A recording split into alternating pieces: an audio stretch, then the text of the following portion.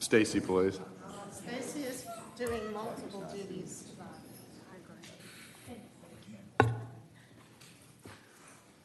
Good evening, everybody. And before we get started, I'd like to welcome Sarah Ledart to lead us in our invocation. Thank you, Sarah. Good evening, Mayor and Council. If you'll pray with me, please. Dear Lord, we are gathered tonight to serve and to represent all members of our community and to make decisions that promote the common good. We thank you for the ability to be involved in useful work, for the honor of bearing appropriate responsibilities, and for the freedom to embrace you and your boundless and gracious nature. We pray for our mayor, for the various levels of city officials, and in particular for this assembled council. We ask that you would graciously grant them confidence in their knowledge of what is good and fitting. We pray for the agenda set before them this evening. Please give an assurance of what would please you and what would benefit those who choose to make Milton their home. It is in your name we pray. Amen. Thank you. Thank you, Sarah. I'd like to call the regular meeting of the Milton City Council for Monday, July 22nd, 2019 to order. And Stacy, if you would please call roll and make general announcements. Good evening, Mayor and Council. I'll be happy to call roll for the July 22nd, 2019 regular meeting. I would like to remind those in attendance to please silence all cell phones at this time. Those attending the meeting who would like to make a public comment, you are required to complete a public comment card prior to speaking on the item. Your comment card must be presented to the city clerk interim, me, prior to the agenda item being called. All speakers, please identify yourselves by name, address, and organization before you begin your comment. If you're representing an organization, an affidavit is required stating you have the authority to speak on behalf of that organization. Demonstration of any sort within the chamber is prohibited. Please refrain from any applause, cheering, booing, outburst, or dialogue with any person speaking. Anyone in violation will be asked to leave. As I call roll this evening, please confirm your attendance. Mayor Joe Lockwood. Here. Councilmember Peyton Jamison. Here. Councilmember Matt Coons. Here. Councilmember Laura Bentley. Here. Councilmember Carol Coakley. Here. Councilmember Joe Longoria. Here. Councilmember Rick Morrig. Here. Would everyone please rise for the Pledge of Allegiance? Pledge allegiance to the flag of the United States of America and to the republic for which it stands, one nation, under God, indivisible, with liberty and justice for all.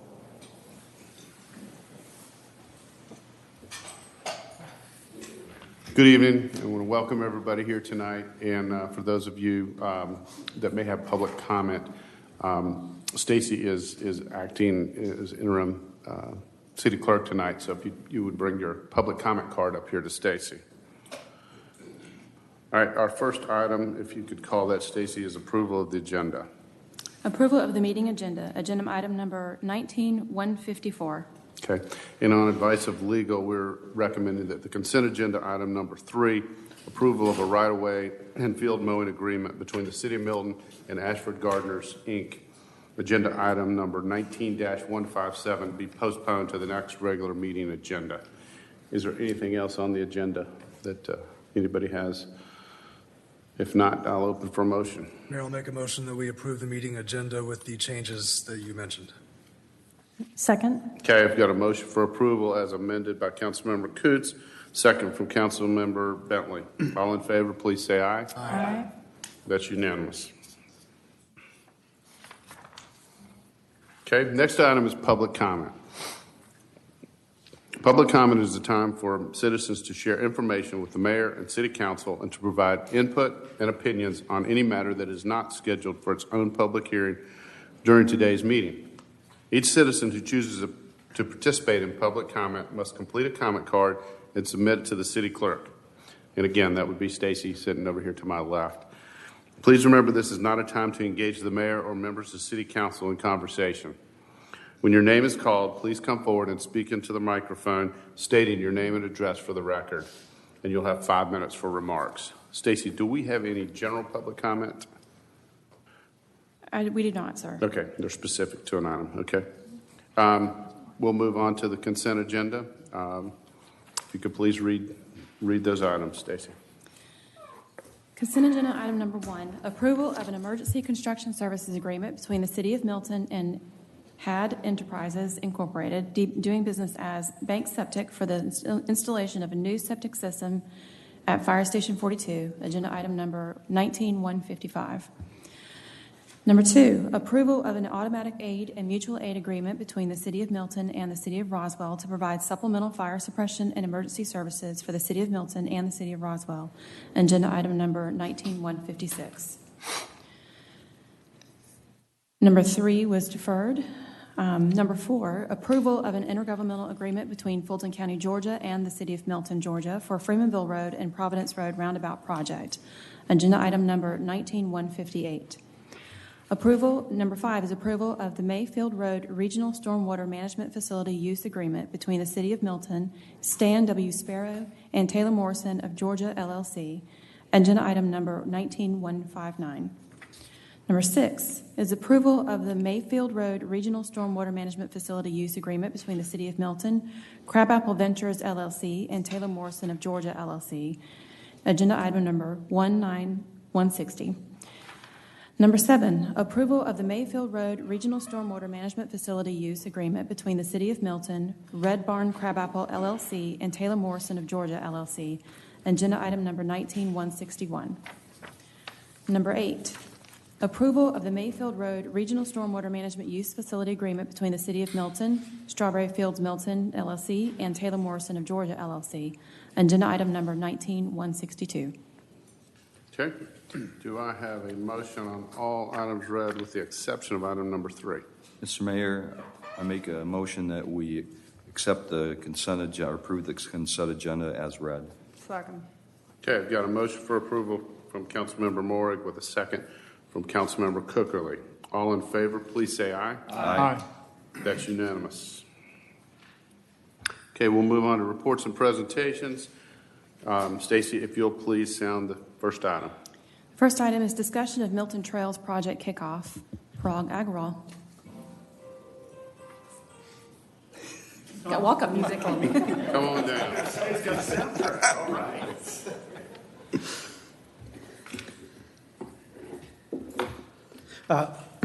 Hi, I'm Parag Agrawal, City's Community Development Director, and today we are here to formally launch the City's Trail Master Plan project to the City Council members.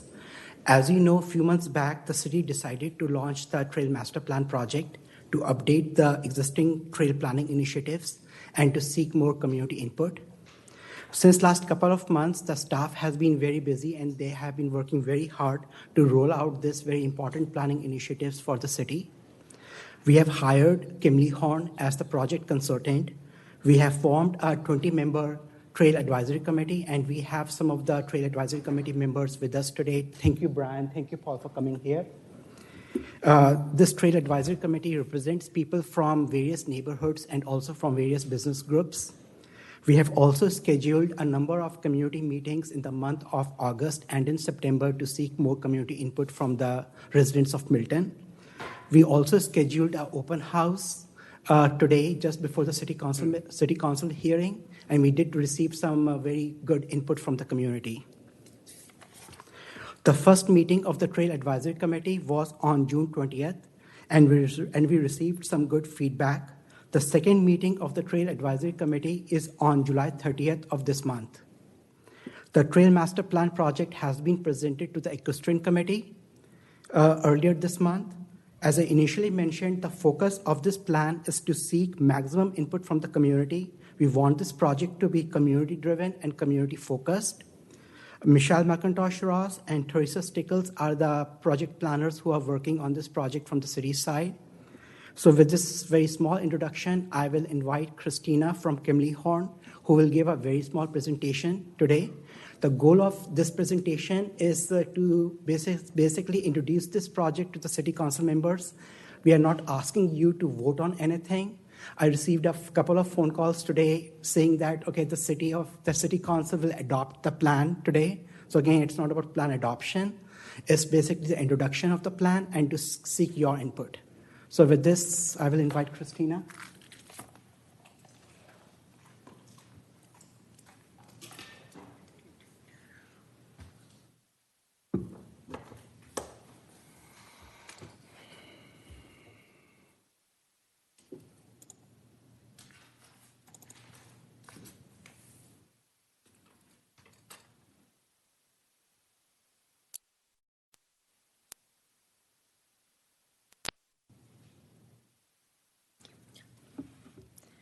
Good evening, Mayor and Council, and thank you, Parag, for the introduction. So I'm happy to be here again this week. It's good to see everyone.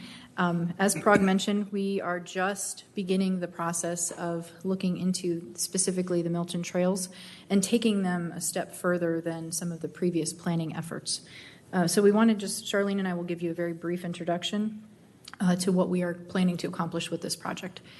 So just a really, really high level overview. There are 3 phases, 3 tasks in this overall project. We're looking to be wrapped up towards the end of the year, but where we are now is the existing conditions. It's really understanding what exists today. There's been a good amount of inventory that's already been done, specifically within the crabapple area and some of the green spaces that we'll talk about. And we are now in the process of also some of the public engagement. So we've met with the Milton Trails Advisory Committee, the open house tonight, the council briefing, and we'll be moving into the next task where we will do additional technical analysis, development of some trail concepts, and then also having those target group meetings with some of the different stakeholders, the different community members. We've actually already met with the Equestrian Advisory Committee. We had a great meeting with them last week. And then moving forward beyond that, we'll really work, as we all know, and we've talked about this before, that there's never quite enough money to be able to do everything that we would want to do. And so the third task really gets into some of that prioritization and developing an action plan based on the funding that we believe we have available. So that's an overview of the overall process. And as I mentioned, we'll be looking to try to wrap up towards the end of this year. So many of you, I'm sure many of you who have specifically been on the council now for a long time are aware of the tremendous amount of planning that has gone into trails within Milton. Some of them have been more recreationally focused. Some of them have been more transportation focused. So what you can see here is a list of all the different trail planning activities, beginning with the original Milton Trail Plan back in 2007. And so some of the members of the original Trail Committee are serving on our committee again for this process. So it's great to bring their institutional knowledge to this effort. So we know that there is a desire for trails in Milton. We've seen that through some of the different survey processes that have gone on over time. The 2016 update to the Milton Comprehensive Transportation Plan, we heard from the community, and we had a great participation in that online survey. 50% of the people that took the survey told us they used sidewalks, 42% used trails, and 8% used the bicycle facilities. And 94% of the population that took the survey told us they would do more walking and biking if they had more infrastructure to be able to do that. There's also been some stated desire for trails through some of the comprehensive parks and recreation master planning efforts.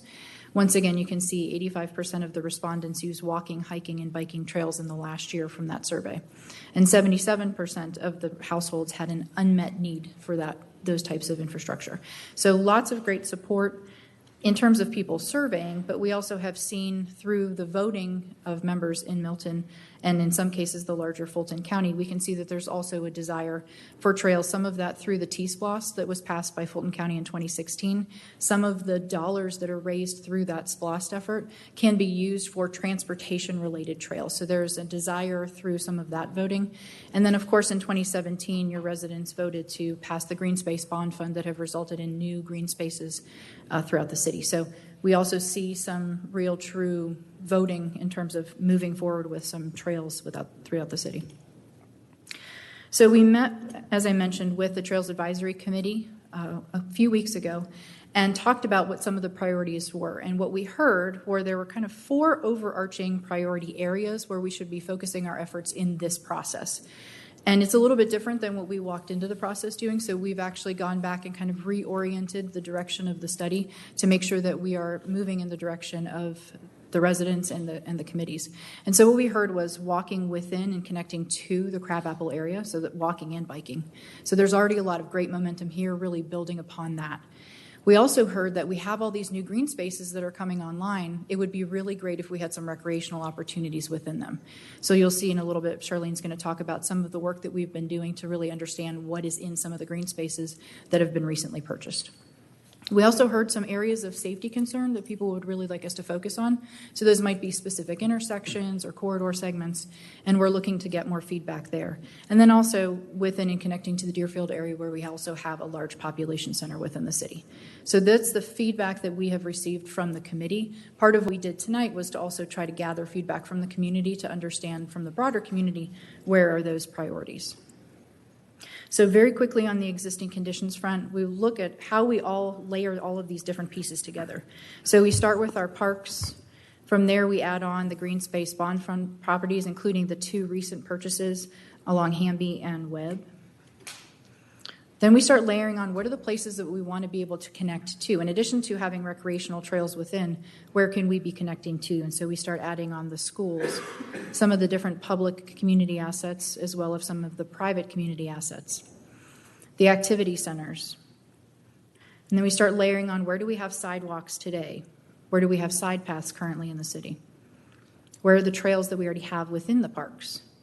And then also when we start thinking outside of Milton, where do we potentially want to be connecting to places like the Big Creek Greenway and some of the other neighboring North Fulton sidewalks and facilities. So really when we start putting all these pieces together, we can start talking about where are the places that we want to be connecting when it comes to trails and sidewalks, and where are the places where we want to be providing better infrastructure within.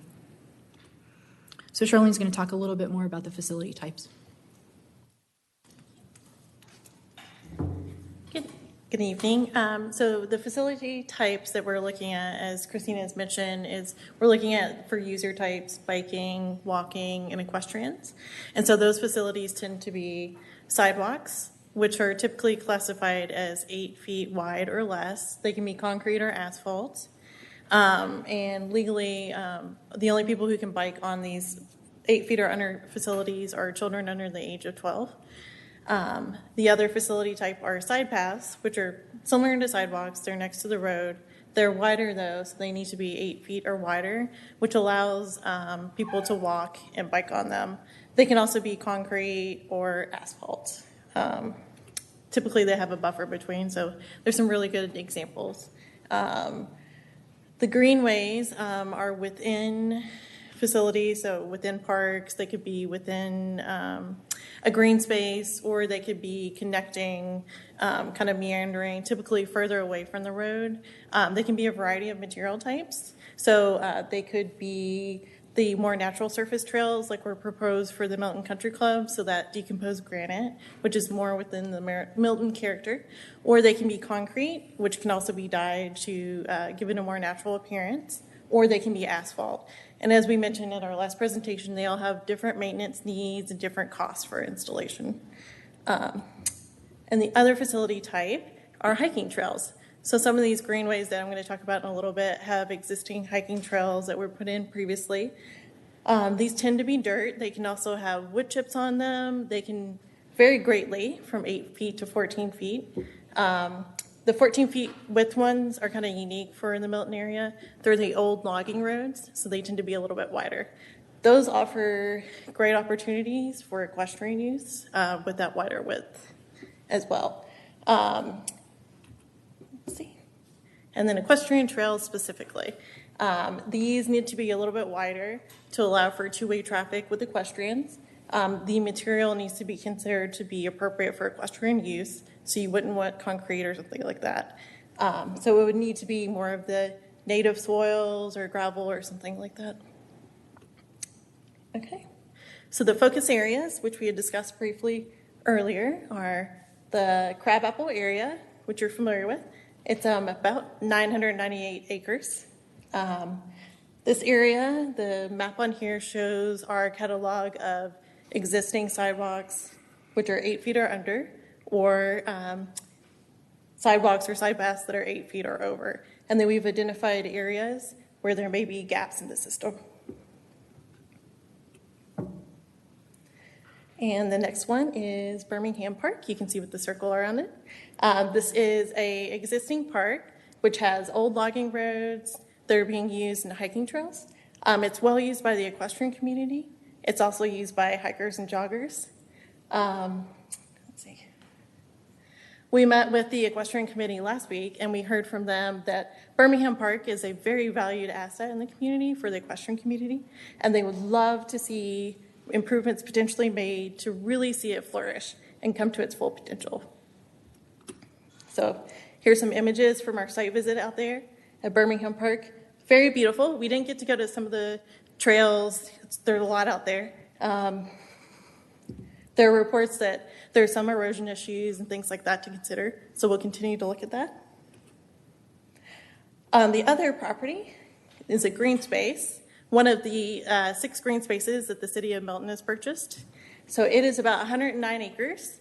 This has got kind of a more hilly topography. It's got existing hiking trails from the previous owners. So you can kind of see beautiful lake on the property. There's a creek that goes through. A lot of the hiking trails are kind of those more narrow dirt trails. They're a little challenging with the hilliness. They're also really nice, so there's potential for different user types. Right now, it's more built for people to hike on, not quite wide enough maybe for equestrian use. And also, we're looking at the preserve at Cooper Sandy, which is where Providence Road and Bethany Road meet. That's at 88 acres.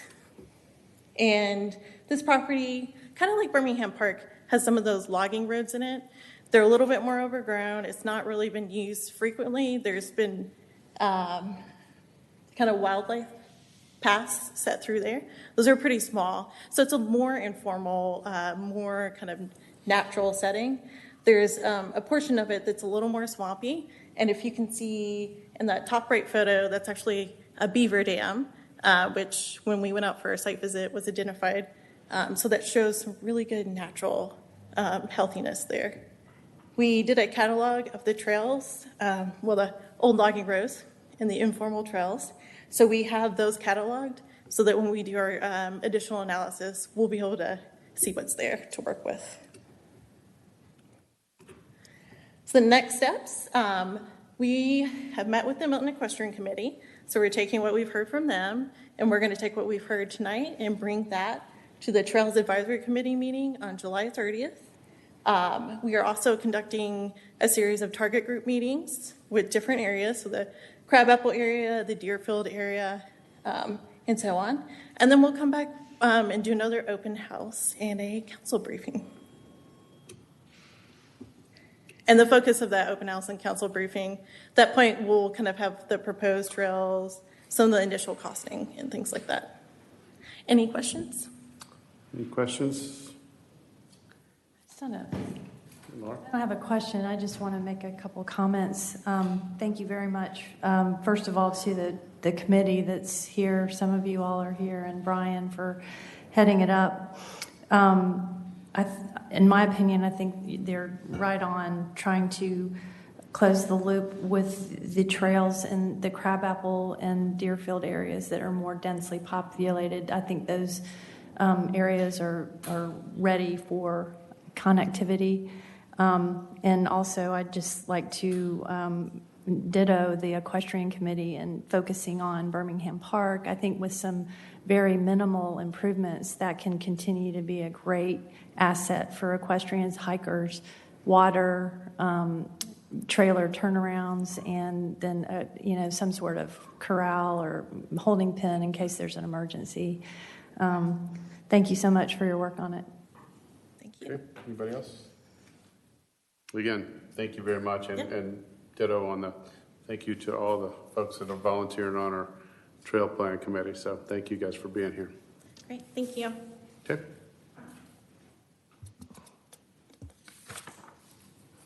Okay, tonight we don't have any items under first presentation, so Stacy, if you'll please sound the first public hearing item. First public hearing item is consideration of a resolution transmitting a draft capital improvements element, CIE, 2019 annual update relating to the city's impact fee program to the Atlanta Regional Commission for regional and state review. This is agenda item number 19163. This was first discussed at the July 15, 2019 City Council work session. Parag Agarwal.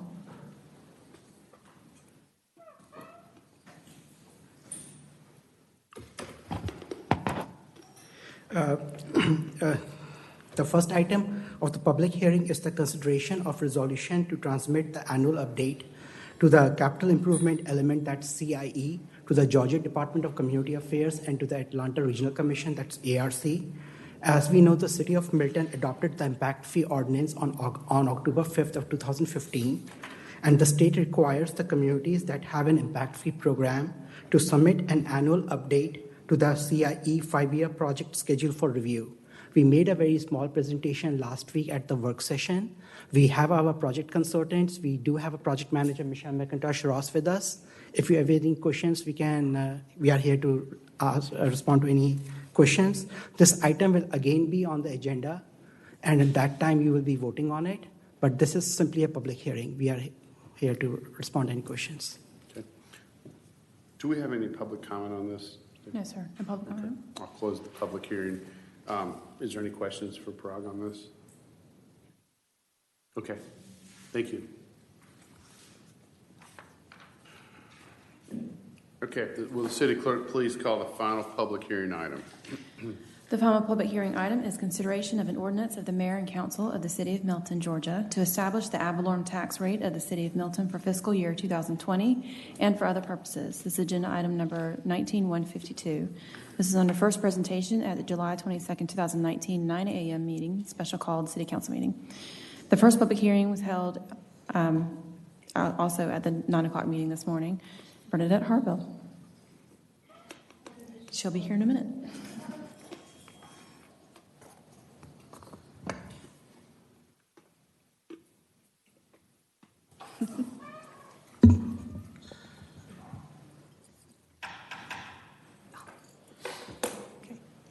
We're okay.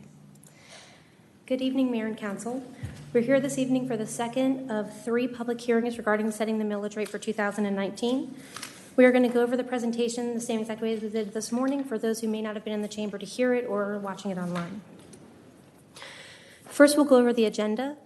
We're going to go over some important definitions to help understand the millage rate and how it's set, the public hearing and advertising requirements as required by state law.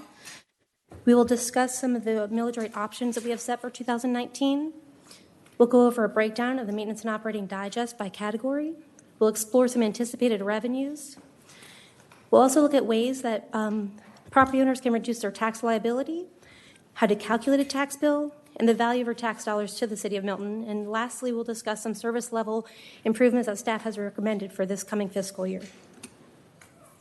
First, we have our definitions. A mill. A mill is $1 per $1,000 assessed property value, or 0.001 times your assessed value.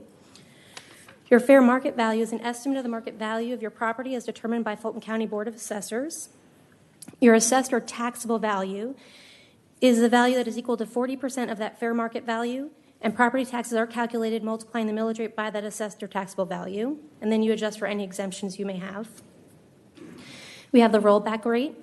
The rollback rate is the previous year's millage rate minus the millage equivalent to the total net assessed value added by reassessments.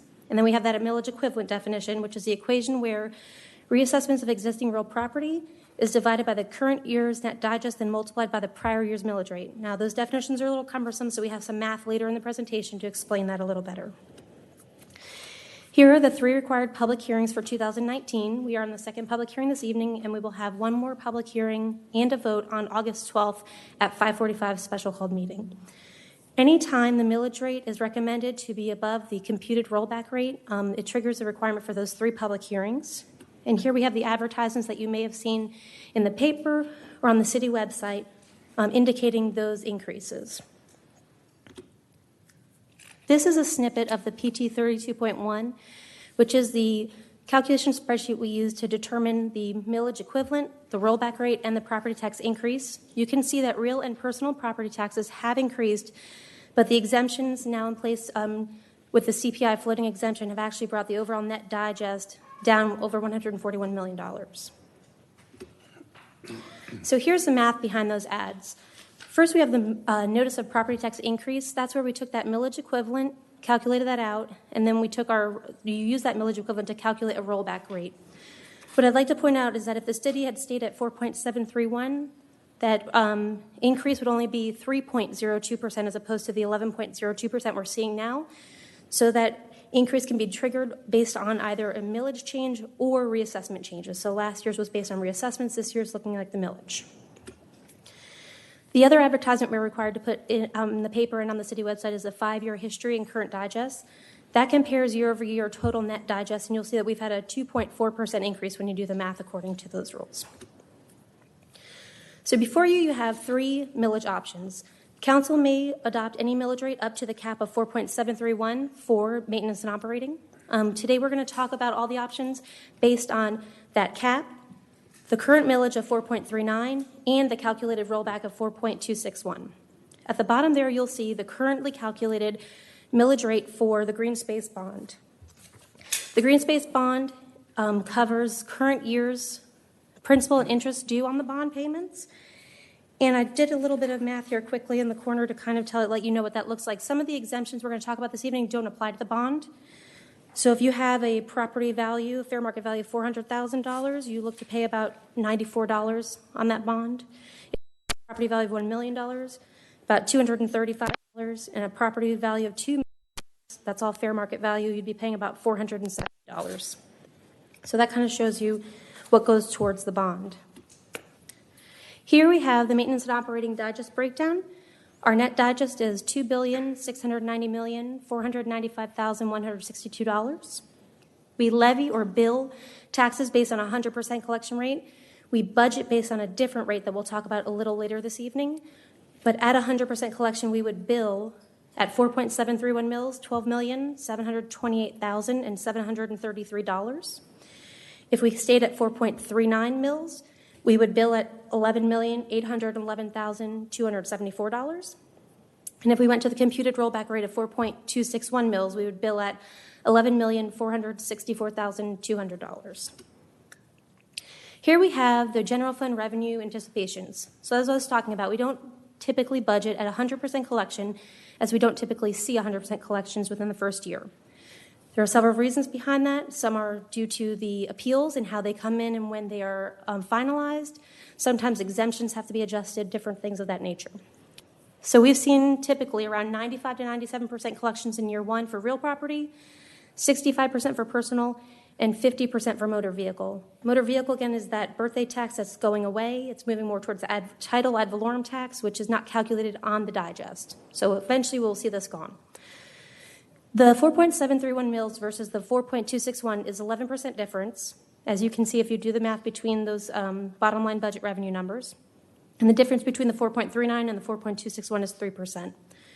At the very bottom of the slide, I've given you some current data about FY19's real property tax collections. That's our largest revenue. And our amended budget is projecting $11,613,628, and we've collected to date $11,484,435 of that.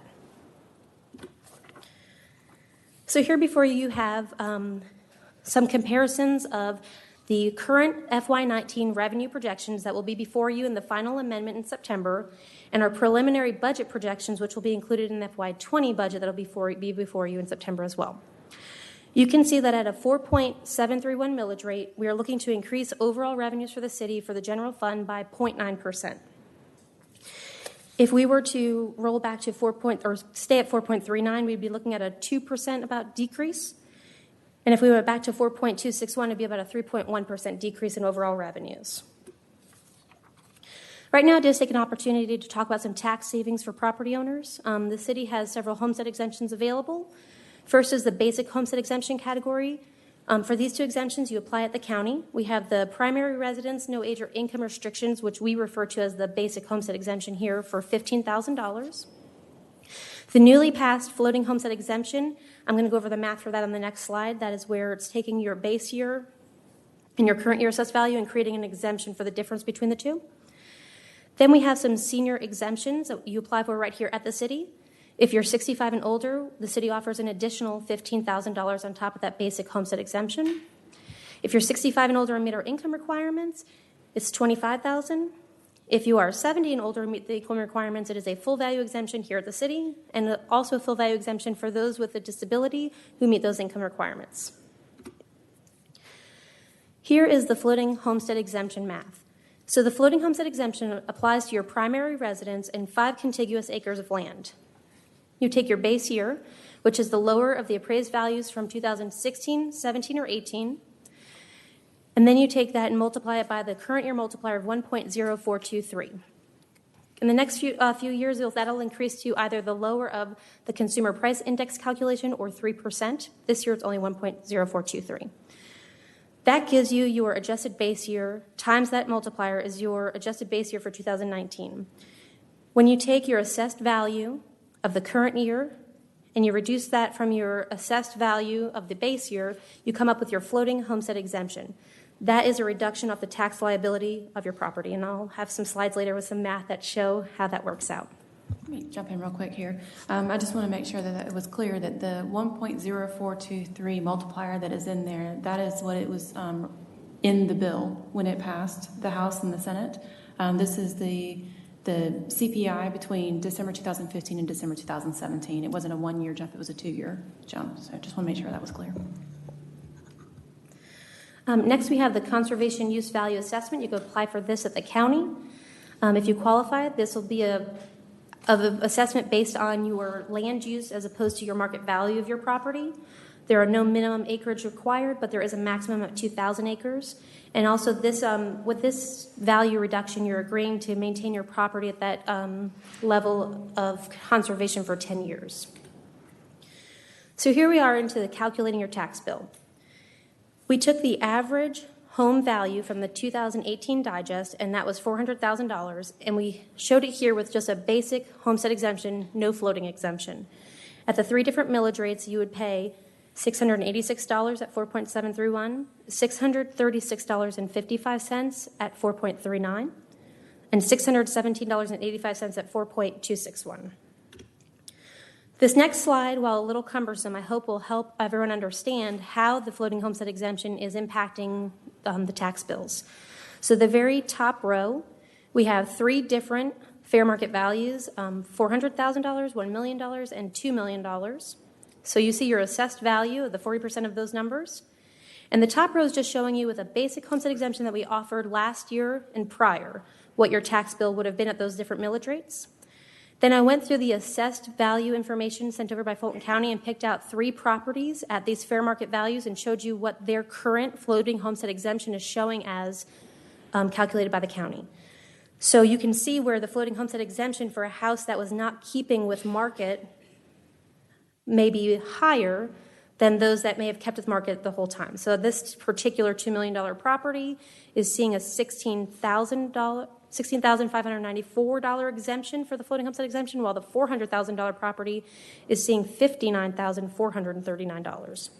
So there you'll see the different savings amount along the bottom and what those properties would be paying with their particular floating homestead exemptions at the three millage rates we are talking about this evening. I just wanted to note that each homestead exemption for each property for that floating exemption will be unique. It will be dependent upon your values in those 3 years. These are 2016, 17, and another 16 house, one that went back to those values. If you had any improvements on your property, if you finished your basement, if you had an addition added on, since 16, 17, or 18, those values will be taxed separately. They will not be rolled into that old value. So you will pay on any additions to your property. So next we have your value of your tax dollar. We took that same average fair market value, $400,000, with the basic $15,000 homestead at 4.731 mils. They would pay annually $686.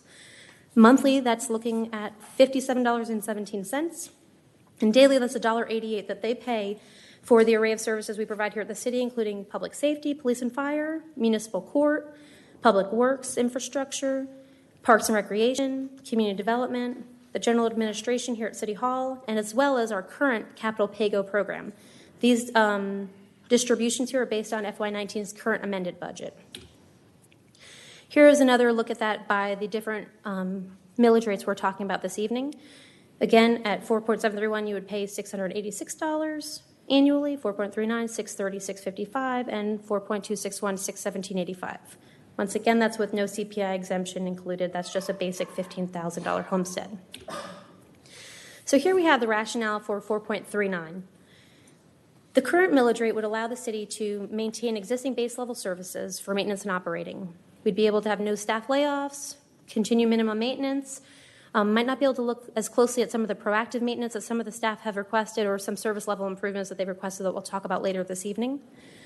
But an offset to that is you can look at the possibility of having a variable millage rate approach. You could reduce the city's pay-go program and maybe move towards a more voter-approved bond program. So that's just a different option of way to fund the city's programming.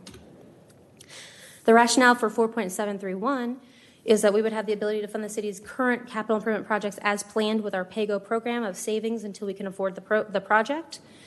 We'd have a timeline to implement the completed master plans. This evening we talked about the trail plan. It had a lot of different opportunities, and we'd be able to fund some of those opportunities through the 4.731.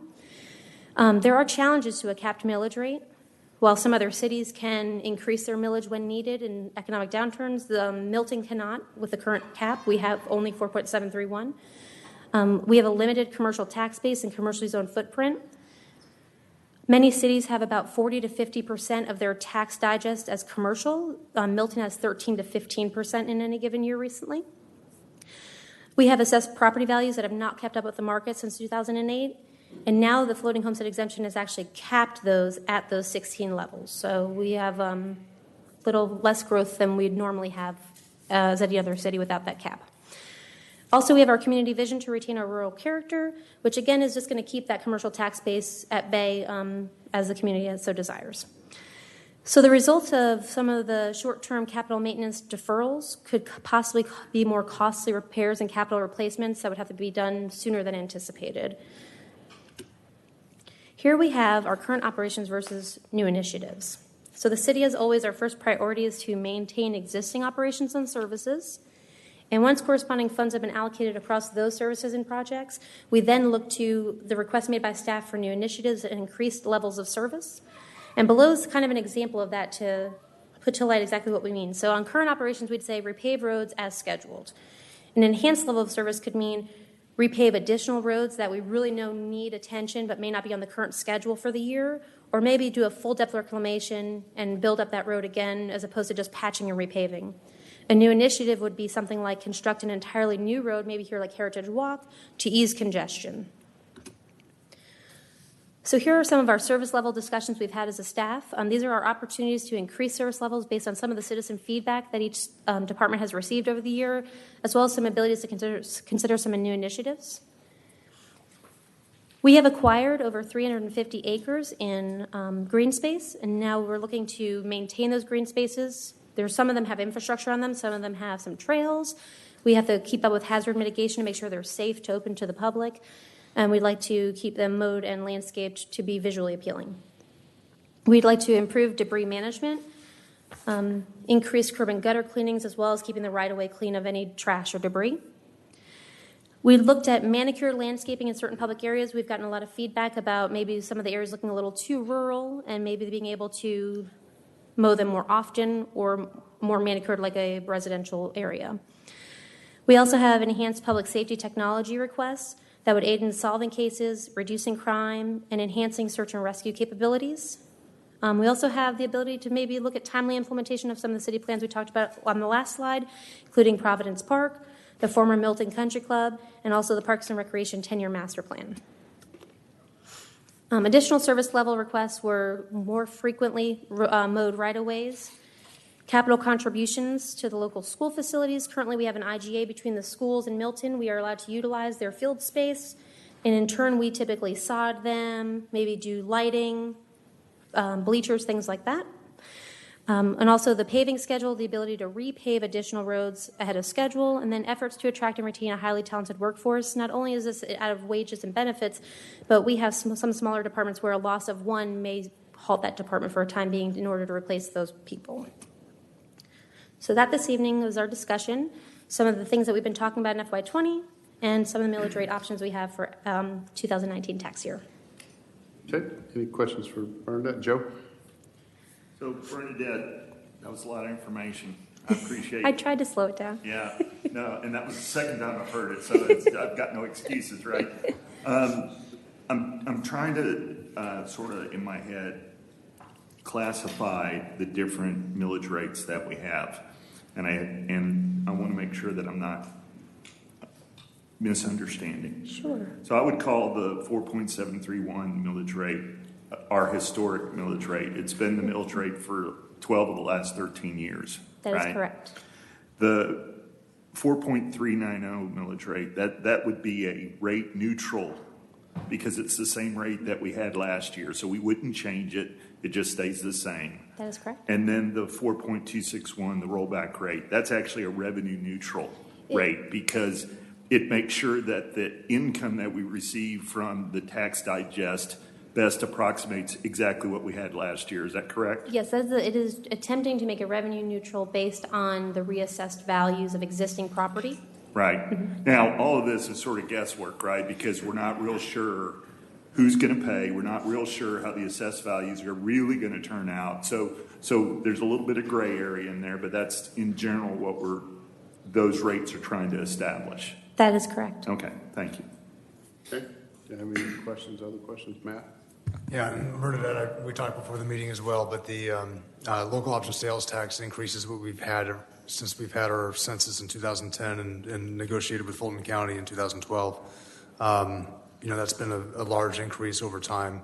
Obviously, we don't get all our revenue from property taxes, but I think it's important to notice how that has increased and how that contributes as well to the overall of what we're doing. So if you can provide that at the next meeting or whatever, that'd be great. Certainly. I brought some figures with me per your request earlier this evening. Okay. And I just wanted to talk about really quickly on that 5-year history ad. You can see where we've calculated out a millage rate rollback for lost. So that's basically saying if we did not have lost revenues, the additional millage we would have to charge to have collected the same revenues for the city. This year it would be 8.171 as opposed to 4.731. We have seen some increases, especially after the renegotiations. It is going to be up for renegotiation again here. And last year we had $9,077,345. The year before, $8,617,970. So it is our second largest revenue next to real property taxes at this time. Right. And we started with roughly 5, I think. We started down closer to 3 and 4. Right. The renegotiations were really in the city's favor. Right. Okay. Anybody else? Do we have any public comment on this item, Stacy? Yes, sir, we do. We have 3 public comments and 1 to be read in the record if the person is still here. Okay. Call the first speaker, please. Speaker is Eric J. Edstrom.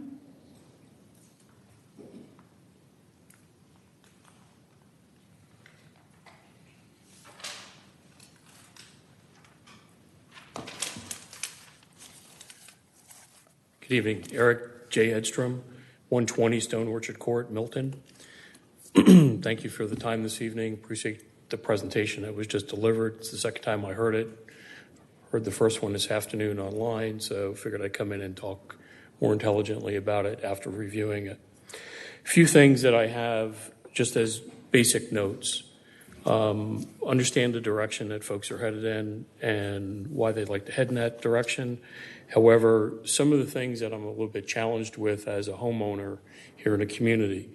I moved down here from the Northeast in 2014, and folks moving from the Northeast, and I've lived in multiple cities across the United States. This is not my first place, nor is it my last residence, I'm sure. But in the interim, I'm going to try to protect my tax basis as much as practical. And to that end, what I don't care about is that I've seen Northeasterners move down into other communities. Again, I've lived in Cleveland, talk about taxes. I lived in the Midwest as well, central Midwest, and down in Texas and other areas of the country. I've not lived in California, however, suffice it to say that would be a train wreck for me personally from a tax point of view. With respect to the property taxes, Northeasterners have this great opportunity or theory that, well, we're going to move to a new area. We're not going to make it as detrimental as it was in the Northeast. My opinion is thus far, since moving down here, particularly Fulton County, is that the county tax in particular, certainly know it's not applicable here. I want to clearly state that. However, it is combined. As the assessed value of my property adds an additional bedroom that I have been trying to work with the tax assessor on because the person with whom I purchased the home from, unfortunately, his realtor allowed a slippage of an additional bedroom to be affected into the house in cost. Therefore, it's costing me money indirectly at the 40% basis rate in terms of the calculation of my tax bogey back to both the county and the city of Milton.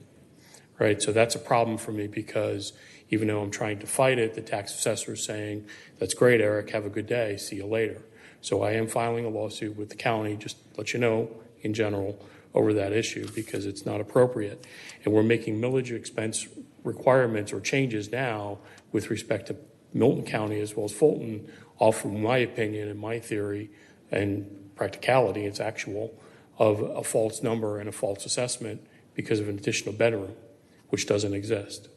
So for me, it's a bit of a challenge from the assessed value perspective. The other comments that I would have with respect to the overall tax at this point, I'm going to continue to do the research, but one thing that in the presentation that I followed both in the historical online view as well as this evening and just my own reading of it is I'm not quite sure of the correlation of the $14 million in the line item, and I forget which chart it was in the presentation, to that of the 11 million-ish. The gentleman over here, I believe, mentioned, I think it was Mr. Morig. Am I pronouncing your last name correctly? Sorry if I don't want to mispronounce anybody's last name. Trust me, people abuse mine enough. So my understanding is that the 4.39 from that dialogue and the 4.261 millage would be, quote, revenue neutral. So what I would ask the council to do is propose for the citizens, because right now I can't say I'm affirmatively behind it or affirmatively opposed to the millage rate, because I don't think I have enough information, quite honestly and candidly, to make that decision, despite, let's stipulate for the moment, that my square footage calculation is not correct, right? That's going to be its own issue of and by itself, and I recognize that. And that's outside of this community, this conversation mostly. However, we haven't seen kind of the flat rate budget.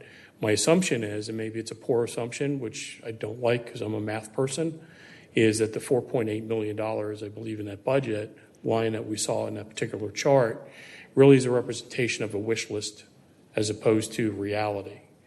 And I don't like playing in wish list and reality, so I'd like to see a stand-by-stand budget in terms of what are the actual expenses versus the wish list.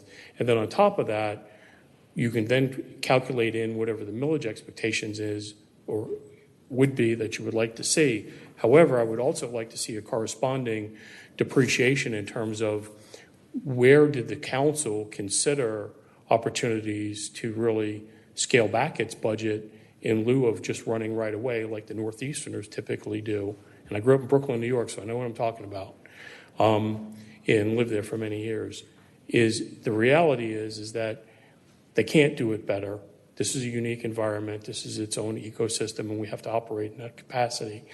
And I don't want to get into that the first genuflection of gee, we want to reset the budget is always to dip into the taxpayer's pocket on any level, whether it's personal tax, the commercial taxes, sales tax, et cetera. Let's really take a hard look at our budget and opportunity to cut first versus just saying, well, historically, the budget has always been at 4.31 as the millage rate. Gee, let's go ahead and go back there. And with that, I'll allow the council to continue its conversation. But thank you for your time this evening. Okay, thank you. Ms. Stacy, if you'd please call the next speaker. The next speaker is Gary Jablonski.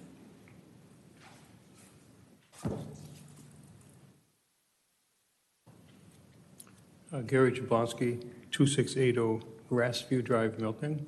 I speak only for myself, don't represent any organization. Reading the agenda item wording, it says ad valorem tax rate for Milton for fiscal year 2020 and for other purposes.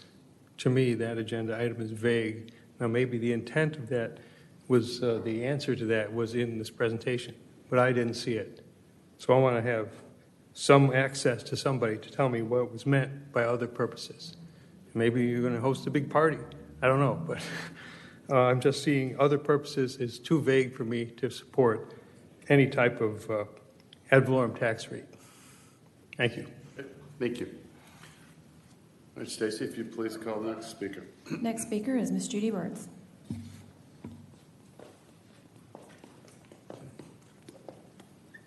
Judy Birds, 1165 Bream Drive, Milton, Georgia. First, I'd like to thank Bernadette for the preparation of the presentation. I was here to hear it this morning. It's a lot to absorb. I've also had a chance to try to glance through it again. One question, and I'm not following the numbers on, is on page 13, the general fund revenue anticipations. So, and some of this might be leakage, but I'm not connecting the dots, and I like to connect dots.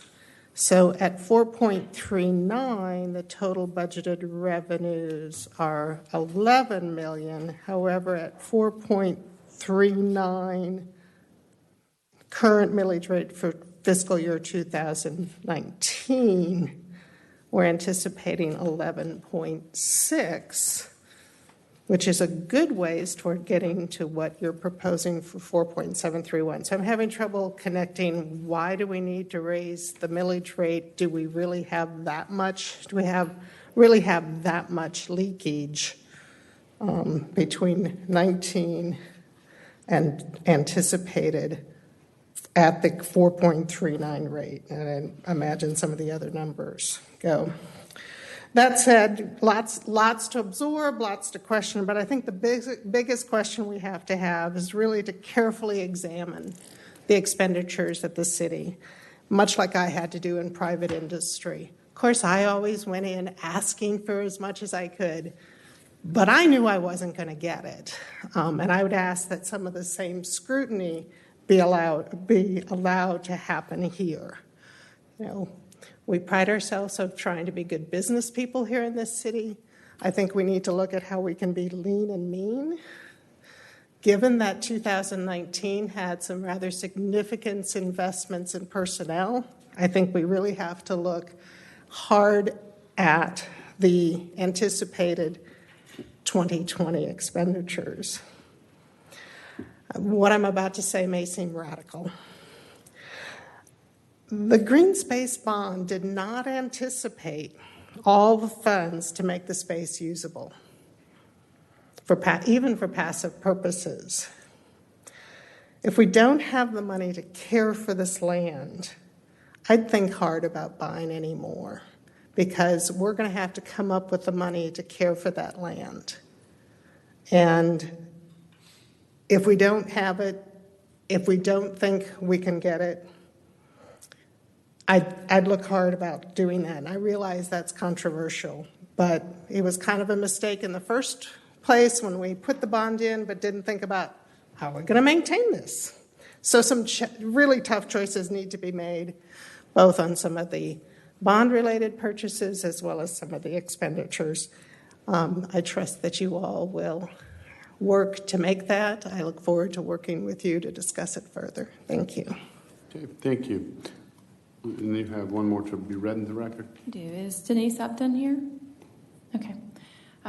She would like this comment read into the record. This is on this agenda item. She said she would like assurances that a critical review of city expenditures is made and necessitate an increase in the millage rate. And could you, her address is 15370 White Collins Drive. Okay, and that's just for the record, so thank you for your comments. Okay. Are there any other questions from council? Okay. So we are.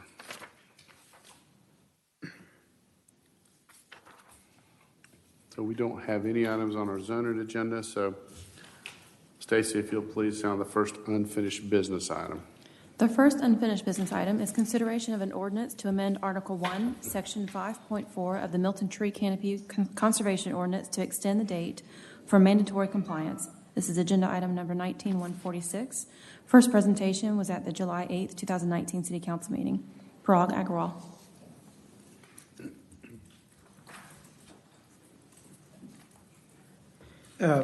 So the proposed amendment will extend the time that applicants may apply either the density-based tree preservation ordinance or the canopy-based tree conservation ordinance from July 22nd, 2019 till January 20, 2020.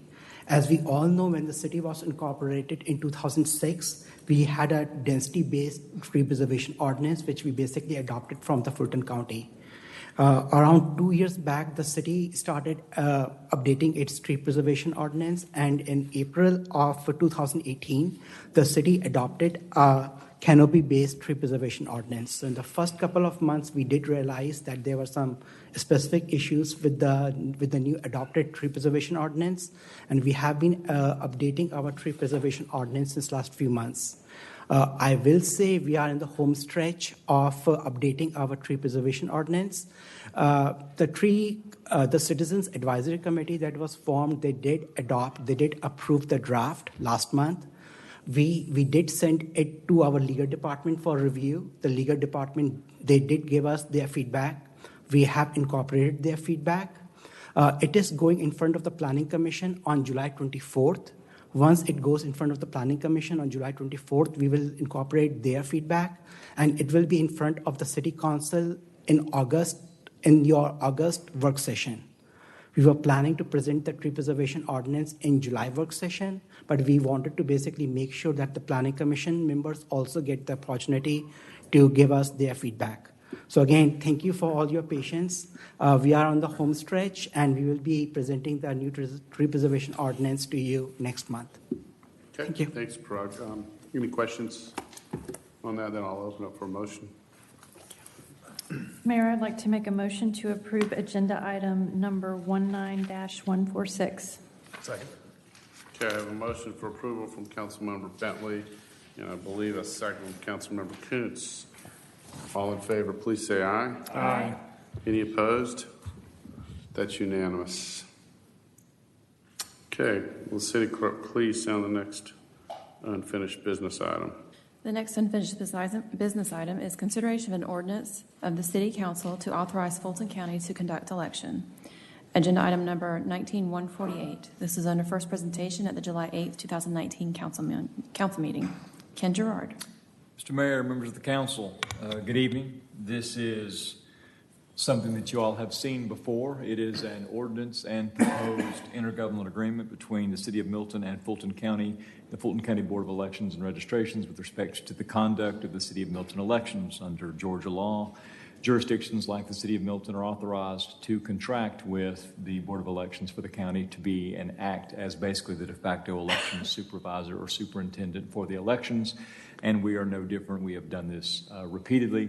The rates are a little bit higher this time. I don't mind suggesting that to the council. This is an off year, so there is no general countywide election. If there's a general countywide election under this anticipated intergovernmental agreement, basically it's done at no charge. If there are special countywide elections, then there is basically an invoiced a pro rata percentage payment that we pay plus a 10% administrative fee.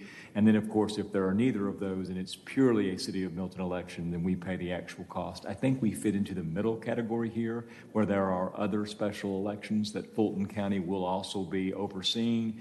And so they have attached the breakdown of the fees plus the 10% surcharge. Their estimate, based upon the two anticipated elections in November and December, is $152,848 for the Fulton County Board of Elections to run our election. Now, if the cost is actually less, they'll give us a refund. If the cost is actually more, then we'll have to make up the difference. But this is a little higher than what we're used to. But I will say this is what Milton's historic practice has been, and it is my recommendation following first presentation and this presentation this evening that the council adopt, if that is a will. Is there any thoughts on why it's higher? Explanation? I don't have any thoughts on why it's higher. They're estimating, from what I understand, they were going back and forth about estimating how much it's actually costing. I believe there's some extra training and some additional personnel that's needed for the actual voting. Okay. And that's November and December. That's correct. Assuming a runoff. So again, it could be much less than that if there's not the second election. That is correct. These costs are speculative at this point. It could be less. Okay. Yes, and I wanted to also mention too, we do not have to pay the full $152. That is for both elections. We're going to pay for the first general election, and then see if we need to run off. If there's runoff, so about 70. $26,000. Okay. Any questions?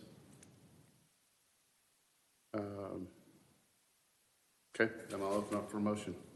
Mayor, I move that we approve agenda item number 19-148. Second. Okay, I have a motion for approval from Councilmember Longoria with a second from Councilmember Jameson. All in favor, please say aye. Aye. That's unanimous.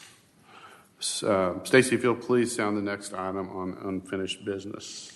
The next item is consideration of an ordinance to amend Chapter 52, Taxation Sections 52-22, due date, and 52-23, fines for delinquent payments of the Code of the City of Milton, Georgia. This is agenda item number 19-147. First presentation was at the July 8th, 2019 City Council meeting. Bernadette Harville. Mayor and Council, before you this evening, we have a couple of ordinance updates. The first is to change the bill date for property tax bills to align with generally accepted accounting principles.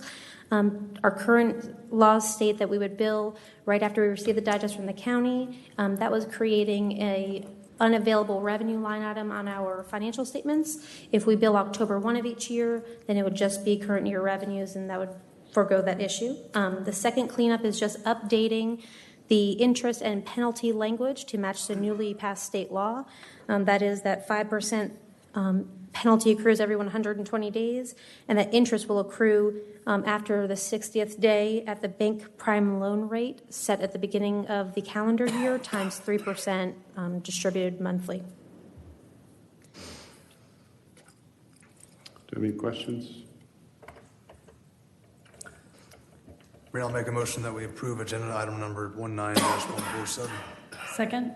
We have a motion for approval from Councilmember Coons with a second from Councilmember Bentley. Any discussion? All in favor, please say aye. Aye. Any opposed? That's unanimous. All right, Stacy, if you'll please sound the final unfinished business item. Final item is consideration of an ordinance of the Mayor and Council of the City of Milton, Georgia, to adopt amendments to the fiscal 2019 budget for the general fund of the City of Milton, Georgia, amending the amounts shown as expenditures, prohibiting expenditures to exceed appropriations, and prohibiting expenditures to exceed actual funding available. This is agenda item number 19-149. First presentation was at the July 8th, 2019 City Council meeting. Bernadette Harville. Mayor and Council, before you this evening, you have a small handful of budget amendments for fiscal year 2019. Each of this request, if approved, will be funded using general fund contingency line item in FY19.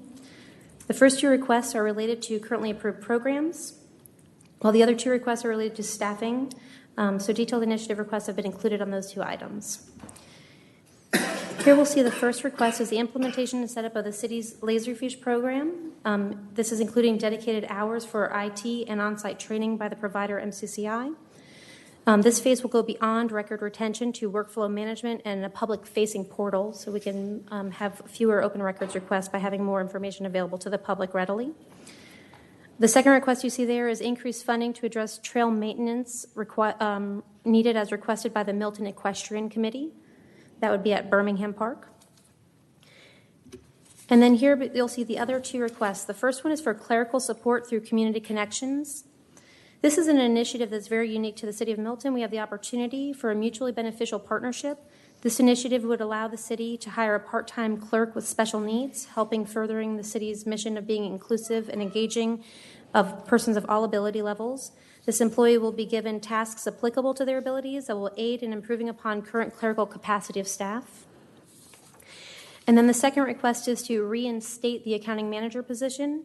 As the city has grown, so have the duties related to the accounting position. This would allow for a dedicated, experienced professional to maintain daily oversight over the city's books and GASB and GAAP compliance. It would also allow for myself to focus a little more on long-range planning, enhanced budget processes, and employee advancement, and also allowing our current payroll and revenue manager to focus more on the property tax category as we see all of these issues coming forth to be able to keep an eye on those.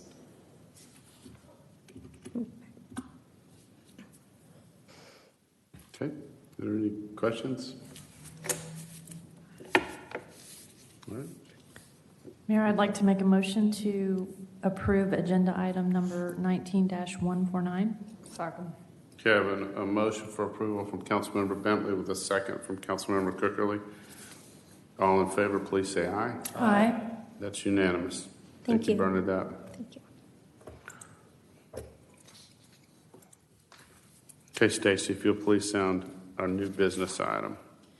First item under new business is consideration of a resolution transmitting a draft capital improvements element, CIE, 2019 annual update relating to the city's impact fee program to the Atlanta Regional Commission for Regional and State Review.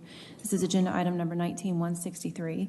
This is discussed at the July 15, 2019 City Council work session, and a public hearing was held earlier this evening.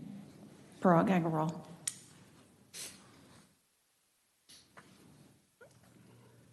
So as we discussed in our earlier presentation, this item is the consideration of resolution to transmit the annual update of the capital improvement element to the State Department of Community Affairs and to the Atlanta Regional Commission. We did give a presentation last week in the City Council's work session, and at this time we will be requesting a vote from the City Council members.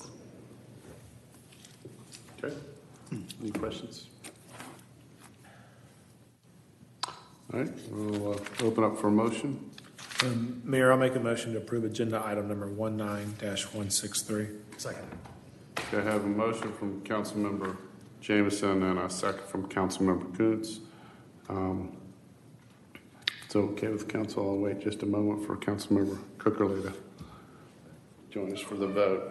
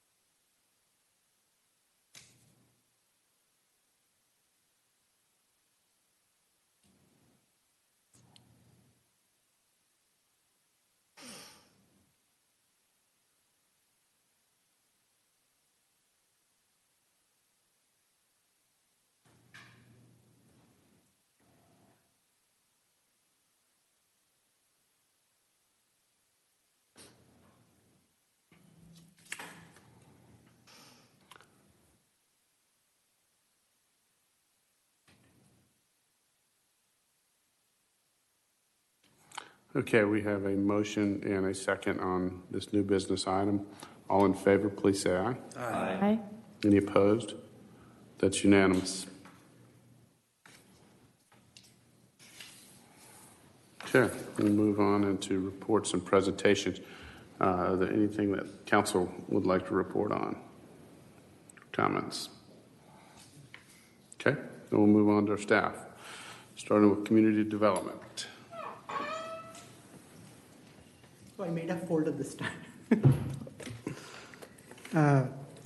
Just want to present some highlights from the department the last couple of weeks. The Trail Master Plan community meetings, as we basically mentioned in our previous presentation, we have scheduled a number of community meetings. I do have a handout with all the dates and the locations, which I'm just giving to Stacy. So we have scheduled a number of community meetings, a number of stakeholder meetings. The schedule and the venues are basically going around. Please let us know if you have any feedback. We will be working with our communications department to publicize these community meetings. If you have any Facebook page or something, please post them. We do want more community feedback. So any ideas, any suggestions which you may have, just let us know. Okay, and I just, again, to your point, and I'm sure we can, the city can publicize this. Sure. To make sure that the community has plenty of notice, so. And I just wanted to add to that I know I get a lot of calls from people that want to participate, that say, can I come or participate if I'm not on the committee? So you might want to just include that option as well, so that folks, can come and listen into that committee and provide public comment. Yes. Okay. Sure. So again, all the trail committee meetings are in this room, and the reason why we are having in this room so that we can have a stream live. So again, even if they cannot come, they can watch it from the comfort of their homes. So that's there. Community zoning and information meeting, CZIM meeting. We have a CZIM meeting scheduled for tomorrow, starting at 7 o'clock. We have one item on the agenda, that is this Matilda's under the Pines, which is located at 850-875 Hickory Flat Road. This item will be in front of the City Council as the first presentation on August 5th, and we will be having a public hearing on this on August 19th. Planning Commission, we have a Planning Commission meeting on July 24th, 2019, and as I mentioned, that the main item on the agenda is the tree preservation ordinance. Recent green space bond acquisitions on July 5th, 2019, the city made the following purchases. The first one was the preserve at Webb Road, which is a 4.82 acre property, and we bought it for $1.6 million. The second is the preserve at Hamby Road, which is south side of Hamby Road. It's a 28.2 acre property, and we bought this by $1.05 million. The land disturbance permit, the city did issue a land disturbance permit for the expansion of the Aldi grocery store, which is located at the corner of Highway 9 and Webb Road, and the DRB approval of this renovation was adopted last month. So these are some of the main highlights. I'm happy to answer any questions. Are there any questions for Parag? Okay. Thank you. Thank you. All right. Bernadette? You can still talk. I can still talk if you can still listen. Tonight I just have a few updates that are outside of the millage rate and the budget we've been speaking about. Finance is working with code enforcement to bring the remaining delinquent businesses into compliance for the 2019 occupational tax renewals. Also, the intent to file notices have been mailed. Payments on delinquent parcels for 2018's taxes are due by August 19th before we go into the tax sale process. We have some preliminary revenue projections that you've seen in the project, and we will be tweaking those a little more for you and bringing them forth in the budget workshop on August 12th. You will also see before you all of the recommendations at that time for the initial budget review for FY20. Currently working with Steve and Stacy on all of those requests and going through them. So in addition to that millage rate vote, we will have a work session if everyone would be willing to come in. And then we have begun work on updating the budget book for FY20, which will be available for first presentation in the budget in September. That is the more detailed book that goes into all the details behind the information. The request this evening was a very good point. The revenue line items we showed are a rolled up summary.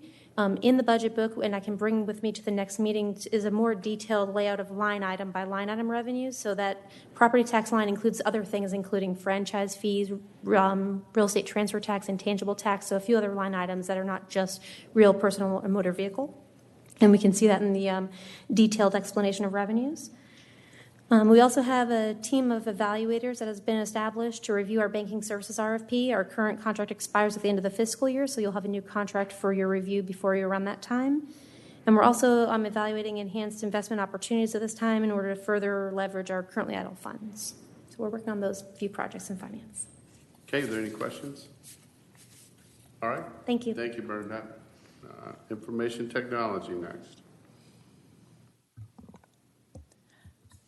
I don't believe they are ready for information technology unless Dave, are you? We're good? Okay. Yeah, We will make sure that they get on the next council meeting. all right, so is there anything else? If not, I'll adjourn the meeting. Do I have a motion to adjourn? Motion to adjourn. Second. I have a motion and a second to adjourn. All in favor, please say aye. Aye. That's unanimous. Thank you all.